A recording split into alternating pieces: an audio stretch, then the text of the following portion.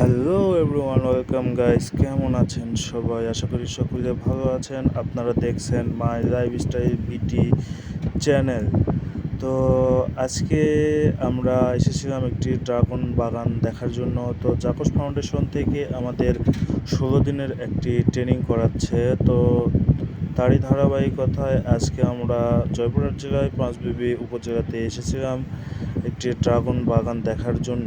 আসলে বর্তমানে চাকরির যে অবস্থা, চাকরি নেওয়াটা দুষ্কর হয়ে পড়েছে। তো জাকস ফাউন্ডেশন একটি উদ্যোগ নিয়েছে যে কিভাবে তরুণ সমাজরা চাকরির দিকে না গিয়ে তারা যাতে ব্যবসা কিংবা একটা উদ্যোগ নিয়ে আরও 2জনকে চাকরি দিতে পারে। তো সেইটা নিয়েই কাজ করতেছে তারা।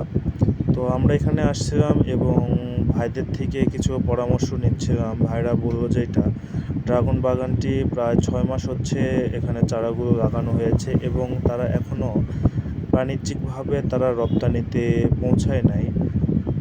আশা করা যায় অতি শীঘ্রই তারা বাণিজ্যিকভাবে রপ্তানিতে যাবে। এবং তারা যেটি বলল, ড্রাগন গাছগুলো প্রায় 10 বছর তারা ড্রাগন দিতে সক্ষম, এতটুকুই বলল। তো ভিডিওটি এখানেই শেষ করলাম। আশা করি ভিডিওটি ভালো লেগেছে।